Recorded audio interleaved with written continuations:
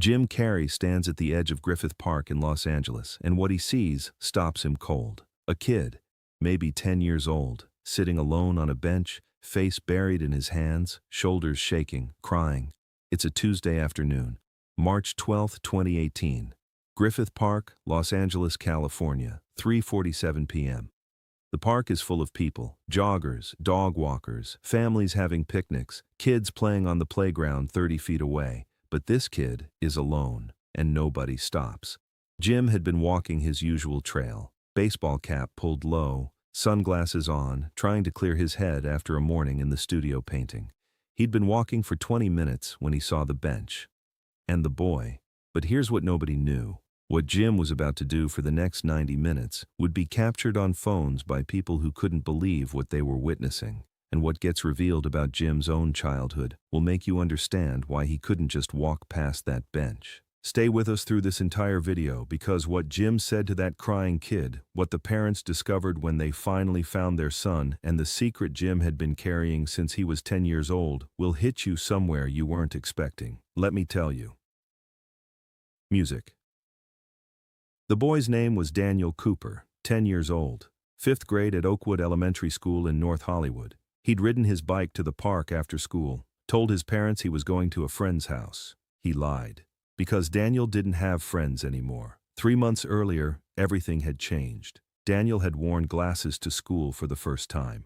The kids started calling him Four Eyes, then Nerd, then worse things. By week 2, they'd started pushing him in the hallway, knocking his books down, laughing when he picked them up. By month 2, nobody sat with him at lunch. Nobody picked him for teams in gym class. Nobody talked to him unless it was to make fun of him. That Tuesday, March 12th, had been the worst day yet. During recess, 3 boys cornered him by the basketball court. "Hey, Four Eyes, can you even see us?" one of them said. The others laughed. Daniel tried to walk away. One of them shoved him, hard. Daniel fell. His glasses flew off, landed on the concrete, cracked. The boys laughed and walked away, left him there, on the ground, glasses broken, face burning with shame. Daniel picked up his glasses. One lens was shattered. He couldn't see clearly anymore. Everything was blurry. He sat through the rest of the day squinting at the board. The teacher didn't notice, or didn't care. When the bell rang at 3:00 p.m., Daniel got on his bike and rode. He didn't know where he was going. He just rode, away from school, away from those kids, away from everything. He ended up at Griffith Park, found a bench far from the playground, sat down, and started crying. All the tears he'd been holding back for 3 months, all of it came out. That's when Jim Carrey walked past. Music. Jim saw the kid from about 20 feet away, small, alone, shaking with sobs. Broken glasses in his lap, and something in Jim's chest tightened. A memory, from 1972, from Newmarket, Ontario, from a playground where a skinny 10-year-old boy named Jim Carrey got shoved against a fence because his clothes were too big and his jokes were too weird. Jim stopped walking, watched for 30 seconds. Nobody was checking on this kid. People walking past like he was invisible, just like Jim had been invisible at 10, just like he'd sat alone and cried and nobody noticed. Jim made a decision. He walked straight to the bench and sat down. Not too close. Left space. Didn't say anything at first. Just sat there. Daniel looked up, saw a man in a baseball cap and sunglasses, looked away, tried to stop crying. Couldn't. "Rough day?" Jim said quietly. Daniel nodded, didn't look at him. "Yeah, I get those too." Jim paused. "I'm Jim." Daniel glanced over, squinted through his broken glasses, and his eyes went wide. You're Jim Carrey," Jim smiled. "That's the rumor. What are you doing here?" "Walking, thinking, saw you, thought maybe you could use some company." Jim leaned back on the bench, looked up at the sky. "You don't have to talk if you don't want to. Sometimes it's nice to just sit with someone, you know?" Daniel didn't say anything for a full minute, just sat there, crying quieter now. Then, "They broke my glasses." "Who did?" Jim asked, his voice gentle. "Kids at school. They always make fun of me. Today they pushed me and my glasses broke and now I can't see and my parents are going to be mad and I don't want to go back to school ever again." The words came out in a rush, like a dam breaking. Daniel started crying harder. "I hate school. I hate them. I hate everything." Jim didn't interrupt. just listened. When Daniel finished, Jim took off his sunglasses, looked at Daniel directly. "Can I tell you something?" Daniel nodded. "When I was exactly your age, 10 years old, kids used to beat me up, every day, because I was weird, because my family was poor, because I told jokes nobody thought were funny." Jim's voice was soft, real, no trace of the manic energy from the movies. "I used to hide in the bathroom during lunch so nobody would see me eating alone. I used to pray I'd get sick so I wouldn't have to go to school." Daniel stared at him. "Really? Really? And you know what the worst part was? I thought it was my fault. I thought something was wrong with me, that I deserved it. Did you? No, and neither do you." Music Jim spent the next 90 minutes on that bench with Daniel Cooper, just talking, sometimes laughing, sometimes quiet. He taught Daniel some of his faces, the eyebrow thing, the lip curl, the way to make your whole face go elastic. Daniel laughed so hard he snorted. First time he'd laughed in weeks. "See, your face can do anything you want it to do," Jim said. "Those kids, they're stuck. Stuck being mean because they don't know how to be anything else. But you can be whoever you want." Around 5 p.m., a car pulled up near the bench. A man and woman got out, panicked. "Daniel! Daniel, where have you been?" It was his parents, Rachel and Tom Cooper. They'd been looking for him for an hour, called the friend's house he was supposed to be at. He wasn't there, drove around the neighborhood, finally checked the park. Rachel ran to the bench, saw her son, saw Jim Carrey sitting next to him. Her mouth fell open. What? Mr. Carrey?" Tom was right behind her. "Daniel, we were so worried. Why didn't you come home? Why did you lie about where you were going?" Daniel's eyes filled with tears again. "I'm sorry. I couldn't go home. I couldn't face you with my broken glasses. I messed up. Again." Rachel knelt down, hugged her son. "Baby, we don't care about the glasses. We care about you. What happened?" "Kids at school pushed me. They always push me.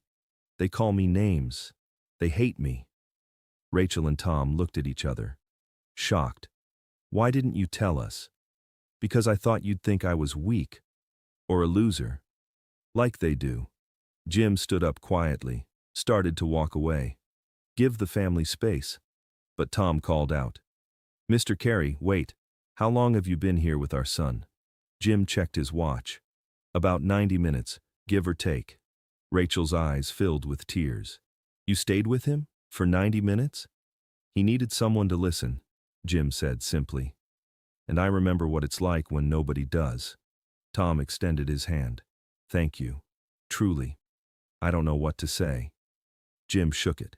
Then he knelt down to Daniel's level, pulled a business card from his wallet, wrote something on the back, handed it to Daniel. "This is my manager's number. If those kids keep bothering you, have your parents call. We'll figure something out, okay?" Daniel nodded. "Okay. And Daniel, promise me something." "What?" "Promise me you'll keep making those faces, keep being weird, keep being exactly who you are. Because the world needs weird kids. The world needs kids who are different. That's where all the interesting people come from." Daniel smiled through his tears. "I promise." Jim stood up, waved to the family, and walked away into the park. Just another person on the trail. Except 3 people on that bench would never forget him. But wait. Here's where the story gets even more incredible. Music. The next morning, Rachel Cooper received a phone call, an unknown number. "Mrs. Cooper, this is calling from Jim Carrey's office. Mr. Carrey would like to help Daniel with something." Rachel's hands started shaking. "Help him? How?" "Mr. Carrey has arranged for Daniel to work with a therapist who specializes in childhood bullying, fully paid, as long as he needs it. He's also setting up a meeting with the school principal and a child psychologist to address the bullying situation directly, and he'd like to invite Daniel to visit a film set, show him that being different can lead to something amazing." Rachel couldn't speak, just cried. "There's one more thing," the voice on the phone said. "Mr. Carrey wanted this to remain completely anonymous, no publicity, no press. He just wanted to help. But we're calling to ask your permission for the therapy and school intervention." "Yes," Rachel said immediately. "Yes, please tell him." Tell him thank you. Tell him he saved my son." 2 weeks later, Daniel met with Dr. Sarah Chen, a child psychologist specializing in bullying trauma. They met twice a week. Daniel learned coping strategies, learned that being different wasn't being wrong, learned to see his sensitivity as strength. Jim also followed through on the school intervention. Through his foundation, Better You Foundation, he brought in anti-bullying specialists. They conducted workshops, trained teachers, created a peer support program. The 3 boys who'd been bullying Daniel were confronted, not punished harshly, but educated, made to understand the impact of their actions. 2 of them apologized to Daniel personally. The 3rd transferred schools. And the film set visit? That happened 3 months later, June 2018. Daniel and his parents visited the set of Jim's latest project. Jim spent 4 hours with Daniel, showed him how movies get made, introduced him to the crew, let him sit in the director's chair. "You see all these people?" Jim said, sweeping his arm across the set. Half of them were weird kids, bullied kids, kids who didn't fit in, and now they're making movies, making art, living their dreams. "You're going to be okay, Daniel. Better than okay." Daniel hugged him. "Thank you for sitting on that bench. Thank you for letting me," Jim said quietly. Years passed. 2019, 2020, 2021. Daniel thrived, the therapy helped, the bullying stopped. He joined the school's art club, found kids like him, weird kids, creative kids, kids who appreciated different. By 8th grade, Daniel was making short films, stop-motion animation, funny, strange, uniquely his. He posted them online. They went viral. 500,000 views, then 1 million. In 2022, Daniel was accepted to a prestigious film school, full scholarship. At 14 years old, he was the youngest student they'd ever admitted, and he never forgot the man who sat with him on a bench for 90 minutes when everyone else walked past. March 12, 2023, 5 years to the day after the bench, Daniel posted a video. "The day Jim Carrey saved my life." He told the whole story. The bullying, the broken glasses, the crying on the bench, the 90 minutes, the therapy, the film set, everything. "I was invisible," Daniel said to the camera. "And Jim Carrey saw me. Really saw me. He didn't have to stop, he didn't have to sit, he didn't have to care. But he did, and it changed everything." The video went viral, 10 million views in 72 hours. Comments flooded in. "Jim Carrey helped my family in 2009. Anonymous donor, found out years later it was him. He visited my sister in the hospital, spent 2 hours, never told anyone. Jim stopped when he saw me crying at a gas station. Talked to me for an hour. I was going to kill myself that night. He saved my life." Pattern emerged. Dozens of stories. Hundreds. Jim Carrey quietly helping people. Strangers. Kids. Anyone struggling. All anonymous. All private. Ellen DeGeneres invited Daniel on her show. "What would you say to Jim if he was watching?" Daniel looked at the camera. "Thank you for seeing me when I couldn't see myself. Thank you for teaching me that being different is what makes us beautiful." Jim was backstage, surprised Daniel by walking out. They hugged for a full minute. The audience stood and applauded. "You kept your promise," Jim said. "You kept being weird. And look at you now." Today, Daniel Cooper is 16 years old, award-winning young filmmaker, anti-bullying advocate. He speaks at schools, shares his story, shows kids that it gets better, and he carries a photo in his wallet. Jim Carrey sitting on a bench at Griffith Park, baseball cap, sunglasses, taken by someone in the park that day, the moment someone saw, the moment everything changed. If this story of compassion and seeing people moved you, drop a comment right now and tell us where you're watching from. New York, London, Tokyo, Mumbai. We read every single one, and we love knowing our community spans the globe. And if this story touched something in you, hit that like button. It takes 1 second and helps this reach someone out there who's sitting alone right now, feeling invisible, needing to know someone sees them. Share this with one person, just one. Because that's exactly how kindness travels. One person, one moment, one bench at a time. Subscribe if you believe the world needs more people who stop and sit with crying kids in parks. Join a community that believes being different is beautiful. Now click the video on your screen because you need to hear what Jim Carrey did when he found a homeless veteran painting on the sidewalk at 3 a.m. We'll see you there.